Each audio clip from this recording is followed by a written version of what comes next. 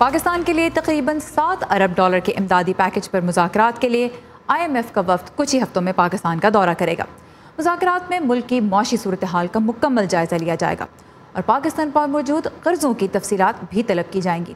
IMF کی سربراہ Christine لاگارڈ نے انڈونیشیا میں پاکستان کے وفد سے ملاقات سے قبل کہا کہ کسی ملک کو قرض فراہم کرنے سے پہلے مالیاتی ادارہ اس کے تمام قرضوں کی نوعیت، حجم اور ان قرضوں کی شرائط کے بارے میں مکمل سمجھ بوجھ اور شفافیت چاہتا ہے۔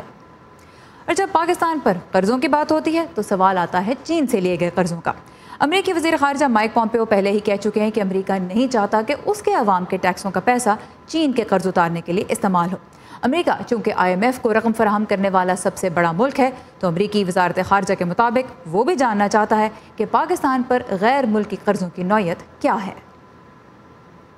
We understand that Pakistan has formally requested assistance from the International Monetary Fund. ہماری اطلاعات کے مطابق پاکستان عالمی مالیاتی فنڈ سے باضابطہ طور پر امداد کی درخواست کر چکا ہے۔ کسی بھی دوسرے لون پروگرام کے جائزے کی مانند ہم اس کا بھی تمام زاویوں سے بغور جائزہ لے رہے ہیں۔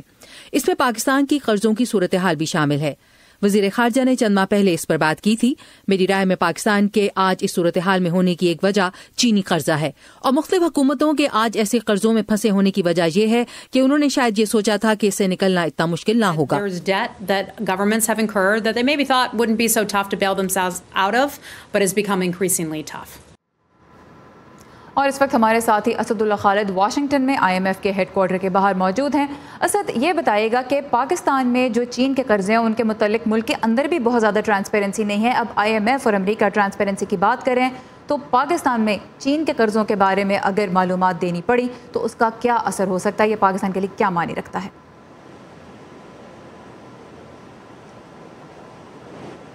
سارا، جس طرح سے ہم نے ابھی دیکھا ہے کہ IMF کی طرف سے جو سٹیٹمنٹ آیا ہے جس میں پاکستان کو اسپیسیفکلی مینشن نہیں کیا گیا کہ پاکستان کو اپنے چائنا کے جو پروجیکٹس ہیں ان کی ڈیٹیلز دینی پڑیں گی اور ان پروجیکٹس میں جہاں پہ چائنا نے فائنینسنگ دی ہے ان کی ڈیٹیلز دینی پڑیں گی، لیکن اس کا اندازہ اسی وقت یہی لگایا جا سکتا ہے کہ پاکستان کے جتنے بھی قرضے اس وقت چائنا سے پروجیکٹ فائنینسنگ ہوئی ہے ان کی ڈیٹیلز ہمیں سامنے دینی پڑیں گی، جو کہ آج تک پاکستان میں بھی یہ بحث رہی ہے۔ سینٹ کی حد تک بھی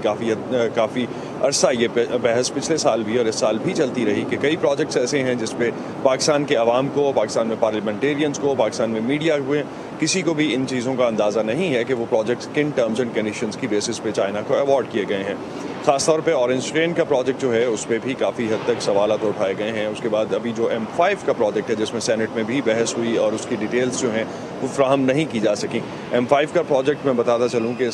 ملتان سے سکھر تک کی موٹر وے تھی جو کہ سٹارٹ ہونا تھی اور جو NHA نے ایوارڈ کیا تھا چائنا کی اسٹیٹ کنسٹرکشن انجینئرنگ کمپنی کو، کارپوریشن کو، جس کی وجہ تقریباً کوئی $2 ارب کی مالیت کا یہ کانٹریکٹ ہے جس میں کافی حد تک شفافیت پہ سوال اٹھائے گئے تھے۔ تو اگر اس طرح کا کوئی بھی پروجیکٹ کھولنا پڑتا ہے جو کہ پاکستان کے لیے کافی مشکل ہوگا اگر چائنا اس میں کمفرٹیبل نہیں ہے ان پروجیکٹس کو کھولنے میں اور ان کی ڈیٹیلز، فائنینسنگ ڈیٹیلز دینے میں، تو یہ پاکستان کے لیے ایک کافی جو خطرناک سچویشن ہو سکتی ہے ان اے وے کہ اگر یہ پاکستان سائن اپ بھی کرتا ہے IMF کے پروجیکٹ کے لیے اور IMF کے پروگرام کے لیے تو یہ شاید بعد میں یہ ڈیٹیلز کمٹ کرنے کے بعد نہ دے سکیں اور ان سے ہمیں باہر آنا پڑے۔ اچھا، یہ بتائیے گا اسد اللہ کہ اب پاکستان میں جو معیشت کو مینیج کرنے والے ماہرین ہیں، جو اکنامک کونسل کے ممبرز ہیں، کیا وہ سبھی IMF کے پاس جانے پہ متفق ہیں؟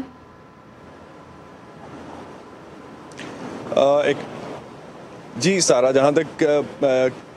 CEC کا تعلق ہے، میری کچھ ممبران سے بات بھی ہوئی اس سلسلے میں۔ ان کا کہنا تھا کہ زیادہ تر تو اس بورڈ میں جو CEC کے ممبرز ہیں ان کا خیال تھا کہ IMF کے پاس جایا جائے کیونکہ یہ ایک ایزی وے آؤٹ تھا ان سب کے لیے، اور پاکستان میں جو ماہرین ہیں ان کا خیال تھا جو کہ ڈومیسٹک سطح پہ زیادہ تر کام کر چکے ہیں، اس سے پہلے والی گورنمنٹ میں بھی کام کر چکے ہیں، ان کا کہنا تھا کہ ہم سکوک بانڈز کی طرف جا سکتے تھے، ہم چائنا میں بانڈز فلوٹ کر سکتے تھے، نان ریزیڈنٹ پاکستانیز کے لیے بانڈز فلوٹ کر سکتے تھے، اس کے بعد ہماری جو لگژری امپورٹس ہیں ان کو کٹ ڈاؤن کیا جا سکتا تھا، تو یہ 10 سے 12 ارب ڈالر کی جو فائنینسنگ تھی وہ ہم ان ہاؤس جنریٹ کر سکتے تھے، جس میں اگر $1 سے $2 بلین کا ڈفرینس رہتا بھی تو وہ ہم باہر سے پورا کر سکتے تھے، کیونکہ ایک IMF کے پروجیکٹ کے سلسلے میں، ایک میجر جو IMF کے پروگرام کے سلسلے میں ایک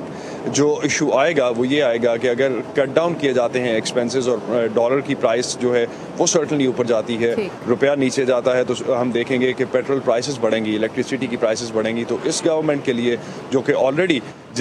جو 10 یا 20 ووٹس کے ساتھ گورنمنٹ اس وقت بنا کے بیٹھی ہے, یہ کس طرح سے آگے اس کو چلا سکے گی, ماہرین اس حوالے سے چیلنجنگ ٹائمز ہیں پاکستان کی اکانومی کے لیے بھی آنے والے دنوں میں, اور پاکستان کی حکومت کے لیے بھی. اسد اللہ خالد ہمارے ساتھ تھے IMF کے ورلڈ ہیڈ کوارٹر سے. Thank you very much Asad Allah Khalid.